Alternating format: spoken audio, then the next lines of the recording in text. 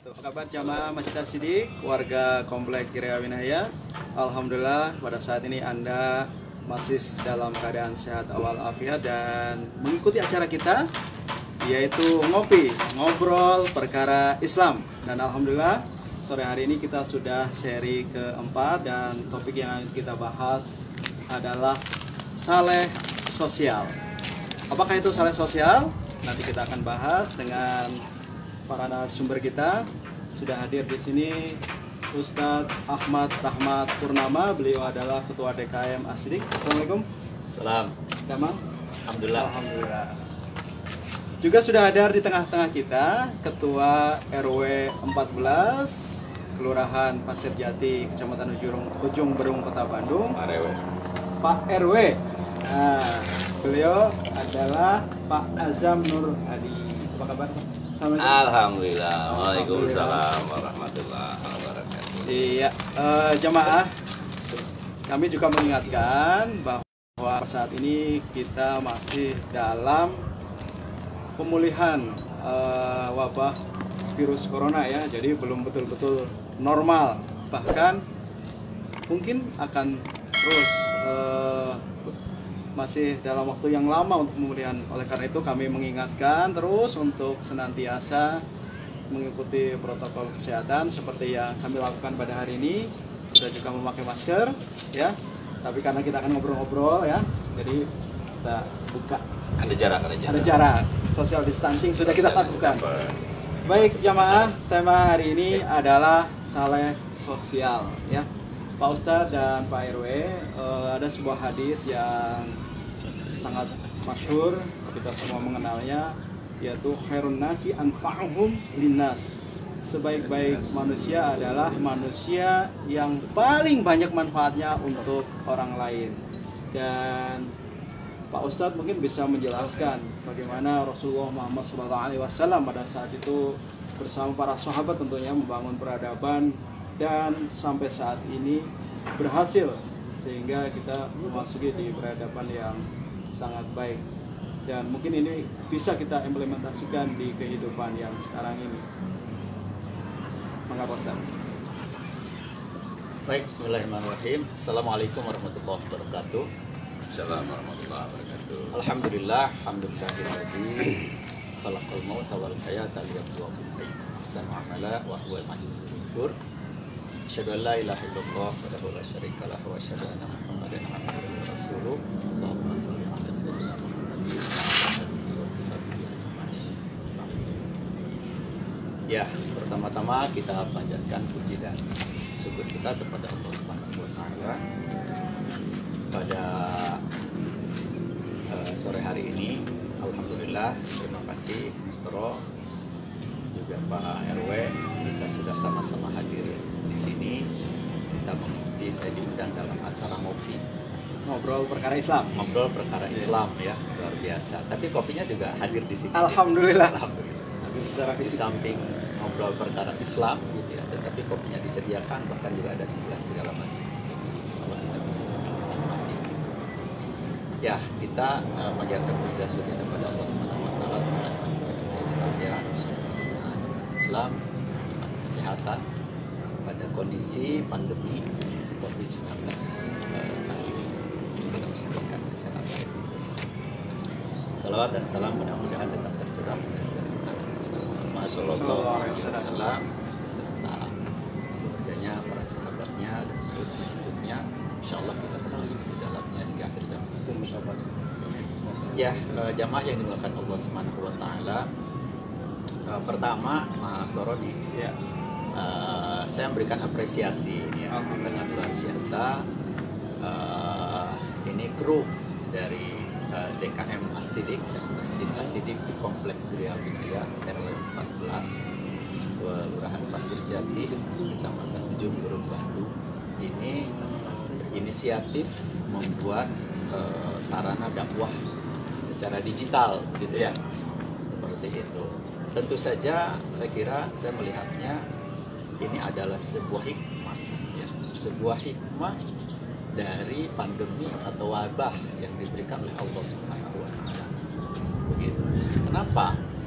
Karena Ya tentu saja satu sisi kita di tengah pandemi ini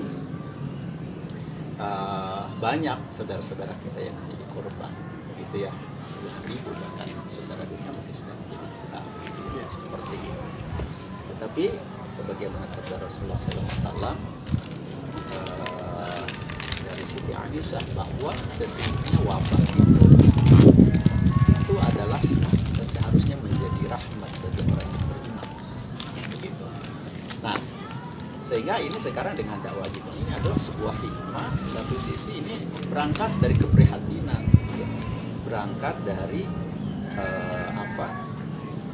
satu sisi dakwah ini harus tetap berjalan begitu. Tapi di tengah-tengah kondisi pandemi kita tidak boleh berkumpul. Maka dengan itu muncul ide dengan peradaban katanya.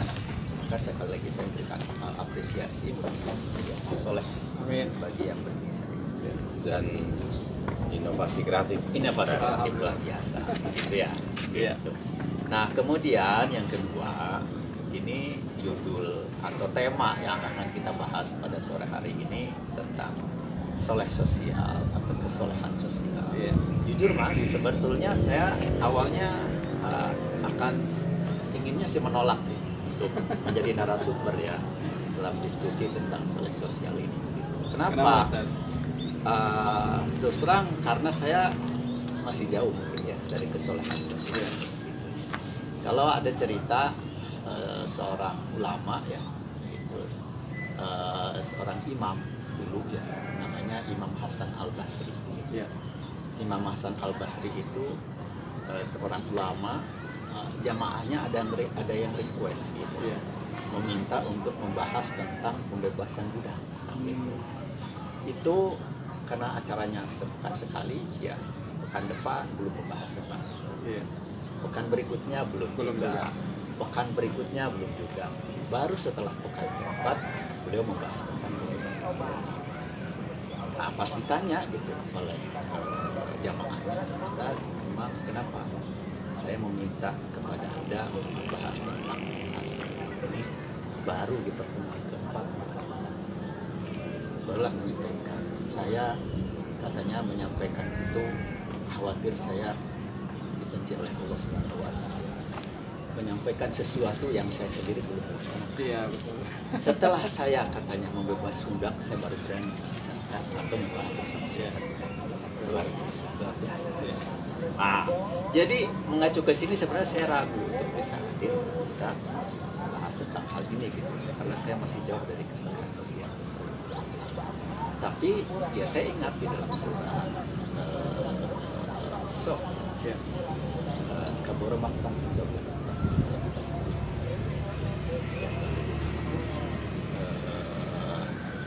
Allah itu membenci orang yang mengatakan sesuatu tetapi dia tidak melaksanakan apa yang dikatakan. Ya, seperti itu. Nah, tetapi ternyata para ahli tafsir mengatakan terkait dengan ayat ini bahwa kalau misalnya kita tidak mau berdakwah, kita tidak mau mengatakan kebenaran padahal dia belum melakukan kebenaran tersebut, dan iraha dakwah bahkan ditambahi katanya justru Allah akan membenci ya, meskipun dia tidak melakukan amalan itu ya, tetapi dia tidak mendakwahkan begitu kan, Allah akan membenci karena apa? Dia mengetahui sesuatu tapi tidak diberikan kepada orang lain begitu. Nah, jadi saya menggunakan dasar itu saja ya. Jadi meskipun secara sosial saya juga terus terang masih sangat jauh dari kesolehan itu benar ya, tapi Bismillah ini dalam rangka tawasul ya, saling menasihati dalam kebenaran dan kesabaran, motivasinya adalah itu. Jadi untuk sama-sama kita membahas tentang hal ini supaya kita bisa menjadi lebih baik. Begitu. Nah, baik, masuk ke topik itu pendahuluan perlu panjang ya. Allah. Ya, kesolehan sosial mungkin nanti kita juga diingatkan saja mas waktunya kalau misalnya kita mungkin juga akan diskusi. Kesolehan sosial atau soleh secara sosial ya, ini sebuah kalimat atau frasa yang singkat, sederhana kita ucapkan, jadi dalam realisasinya tidak sederhana, tidak sederhana. Ini terdiri dari dua kata saleh dan sosial. Soleh dan sosial. Soleh itu artinya berarti kita sebut dengan amal soleh. Ya. Amal soleh gitu. Nah, amal soleh itu seperti apa gitu ya? Amal soleh itu kalau di dalam Al-Quran disebutkan kata soleh itu dengan turunan-turunannya. Kata soleh itu ada sebanyak 180 kali gitu ya. Nah, sementara dari 180 kata itu 30%-nya kata soleh itu disandingkan dengan iman ya. Gitu. Sehingga kita banyak mengenal ayat ya, illalladzina amanu wa amilus sholihat gitu. Disandingkan antara iman dengan soleh. Nah, ini artinya bahwa tidak ada artinya kita memiliki keimanan yang kokoh tanpa dibarengi dengan sebuah amal, begitu ya. Nah, sebaliknya juga kita memiliki amal soleh yang sedemikian banyaknya, gitu ya. Itu tidak berarti kalau tidak disari dengan keimanan. Artinya ini harus senantiasa bersanding antara iman dengan soleh seperti itu. Nah, kemudian iman dengan amal dengan sosial amal dengan soleh gitu ya. Nah, artinya bahwa sebuah amal itu akan menjadi sebuah amal soleh maka harus didasari oleh keimanan. Sebaliknya keimanan itu akan menjadi lebih berarti apabila disangka kita tidak lanjut soleh amal gitu. Seperti itu. Nah, sementara secara sosial gitu ya, amal sosial. Jadi Islam dan Al-Quran itu menuntut umatnya ya, untuk mengatur hubungan antara dirinya dengan Allah Subhanahu wa Ta'ala, dirinya dengan dirinya sendiri dan dirinya dengan lingkungannya, begitu, seperti itu ya. Nah, jadi seorang manusia atau seorang muslim, seorang mukmin begitu ya, tidak hanya dituntut untuk melaksanakan ibadah secara ritual, gitu ya, tapi juga harus melaksanakan amal sosial, amal secara sosial dengan masyarakat. Kita mengenal apa yang disebut dengan apa artinya hablum minallah wa hablum minannas. Ustaz, ini adalah konsep dalam beragama ya, bahwa setiap amalan manusia sangat dianjurkan supaya bisa bernilai ibadah. Termasuk topik yang kita bahas pada sore hari ini adalah tentang soleh sosial. Jadi sebagaimana tadi dijelaskan Pak Ustadz, bahwa betul kita sebagai makhluk individu secara pribadi, tetapi mungkin kesolehan kita kalau kita hanya untuk diri sendiri, maka itu tidak akan memiliki manfaat yang luas ketika kita juga tidak beramal soleh untuk lingkungan kita. Nah, saya ke Pak RW nih. Pak RW ini adalah orang yang kebagian orang yang paling banyak berkorban ya, baik waktu, pikiran, bahkan mungkin juga harta untuk memikirkan warganya itu ya setiap hari. Bahkan mungkin nggak pernah tidur, asik. Sedikit tidurnya karena malam-malam pun mungkin didatangi warga itu. Nah, Pak RW mungkin bisa juga menceritakan ke jamaah soal pengalaman Pak RW ini. Apa yang mendasari Pak RW? Mungkin ketika Pak RW ditunjuk warga atau diamanahin jadi RW ada perasaan saya nggak siap dan sebagainya, tetapi mungkin ada alasan lain, yaitu alasan soleh sosial itu yang kemudian mendasari Pak RW ini kemudian menerima amanah ini. Siap. Terima kasih Mas Toro. Assalamualaikum warahmatullahi wabarakatuh. Jamaah masih positif yang saya hormati. Terima kasih atas kesempatannya, bahwa alhamdulillah sore ini kita bisa bersilaturahim sebagai narasumber, kebetulan juga ketua DKM kita ya di 2012 yang ya juga sibuk banget ya Pak Ustadz, luar biasa. Dan alhamdulillah biasa di luar. Alhamdulillah ini bisa bergabung sama kita dan ini live ya. Live. Wah, luar biasa ini. Disaksikan warganya Pak RW. Jutaan. Dan ya, Jutaan terima pemirsa. kasih ini untuk tim kreatif dan konseptornya tentunya bisa menginisiasi untuk membuat dakwah digital ya. Dan ini satu proposal juga untuk apa namanya ketika Iman Asidik hari ini ya. Ya, Ya. alhamdulillah. Iya bahwa Ini bisa disambil ya? Ya, Iya. silakan. ini saya kebagian ngomong Ya, salah salah ini. sendiri tadi nggak dicobain. Ini satu apa ya?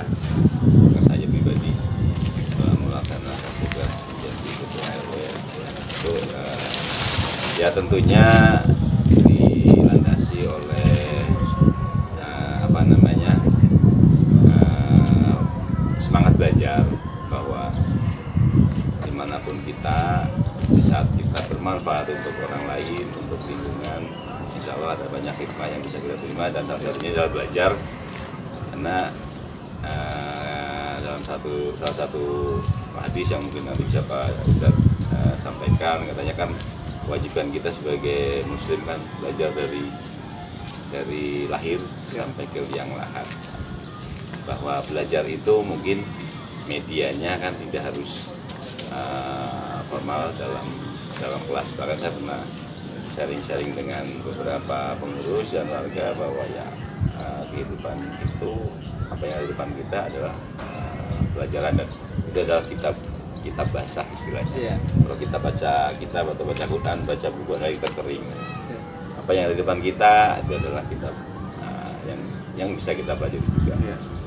Nah, berangkat dari itu ya harapannya bila ta'ala bahwa mana yang bisa disampaikan kepada saya dan pengurus yang lain ya moga-moga menjadi pintu keberkahan Amin. untuk kami dalam melaksanakan ini, bahwa tentunya di sana juga tidak sempurna, banyak kurangan ya, biasa dari, tapi berangkat di sana kita belajar untuk menjadi lebih baik, mungkin dengan banyak melayani kita jadi mengerti Siap. dan lain sebagainya. Itulah motivasi awal kita beri, bahwa ya seperti yang tadi disampaikan oleh Pak Ustadz bahwa segala satunya kita niatkan menjadi ibadah. Ya, Begitu, baik Tad. Pak RW dan Pak Ustadz ya. Kalau kembali ke awal hadis yang saya sampaikan di awal ya, bahwa sebaik-baiknya manusia adalah yang paling banyak manfaatnya untuk orang lain, dan ini juga bisa menjadi konsep kesuksesan seorang muslim, bahwa dirinya itu tidak hanya sekedar mengambil manfaat dari orang lain gitu ya, tetapi juga dia berpikir bagaimana juga dirinya bisa bermanfaat untuk orang lain, bahwa mungkin seseorang terbatas dari sisi hartanya, dari keilmuannya atau waktunya, nah tetapi dia juga bisa menyumbangsihkan apa yang dia bisa untuk lingkungannya gitu ya, tidak harus menunggu kaya dulu gitu. Kalau dia punya kemampuan, keilmuan apa yang bisa di-share ke masyarakat, mungkin dia juga akan mendapatkan manfaat baik untuk dirinya dan juga untuk orang lain, karena ilmunya mungkin akan menjadi jariah ketika jamaah kemudian mengamalkannya begitu. Kemudian kalau dia punya tenaga, dia mewakafkan tenaganya untuk lingkungan, dan insya Allah ini juga akan dicatat sebagai pahala kebaikan dan juga memberikan manfaat untuk orang lain. Pak Ustadz, bagaimana menurut Islam untuk konsep seperti ini, bahwa kita bisa melakukan apa saja yang kita bisa lakukan, dan itu adalah baik untuk dirinya dan juga untuk masyarakat. Ya, jadi memang Sebelum. ya sebetulnya Islam memiliki konsep yang tidak ada pertentangan ya Iya. antara kehidupan pribadi dengan kehidupan sosial. Iya. Satu ketika Rasulullah SAW ya, dilaporkan oleh sahabat, Ya. gitu ya, ada seseorang yang dia kerjaannya ibadah di masjid setiap hari. Iya. Pagi hari sahabat melihat sahabat yang ada di masjid itu sedang beribadah di masjid, Iya. begitu ya. Iya. Kemudian setelah itu dibiarkan, siang hari dia masih di masjid, gitu ya. Usu gitu ibadah. Pada saat sore hari masih melihat ada di masjid. Seperti itu. Lalu disampaikan kepada Rasulullah, itu kan tentang tersebut. Terus yang dia makan dari mana? Itu katanya yang memberikan adalah saudara. Maka sesungguhnya orang yang lebih soleh itu adalah kakak. Gitu ya. Seperti itu. Gitu kan. Artinya bahwa apa artinya?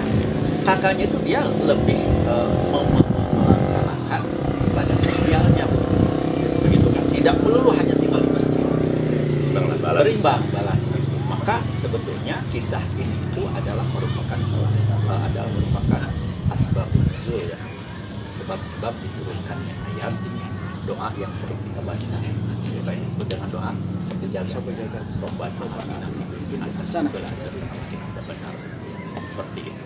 Nah, jadi tidak ada pertentangan itu, bahkan ya tadi apa artinya, tidak ada artinya keimanan seseorang gitu ya. Meskipun kokoh keimanannya tanpa dibarengi dengan amal soleh. Amal solehnya itu adalah amal soleh tidak hanya pribadi tapi amal sosial gitu. Seperti itu gitu ya. Bahkan sebenarnya kalau kita melihat begitu ya, di dalam rukun Islam saja ibadah-ibadah yang 5 di dalam Islam kecuali syahadat gitu ya, sepertinya itu adalah merupakan ibadah pribadi, sholat, zakat, puasa, haji gitu ya. Itu adalah pribadi yang melakukan. Tetapi kalau kita kaji di dalamnya, sesungguhnya itu apa artinya bisa merefleksikan ya, atau mencerminkan sebenarnya ada ibadah sosial gitu. Sholat diutamakan untuk laki-laki, untuk berjamaah, gitu kan? Ya, meskipun untuk saat ini karena pandemi mungkin ada yang di masjid, ada yang di rumah, gitu ya. Sholat, zakat sudah jelas begitu ya. Puasa itu juga sebagai pelatihan bagaimana merasakan kelaparan dosa yang lain. Ya, begitu ya, seperti itu. Apalagi ibadah itu secara internasional. Jadi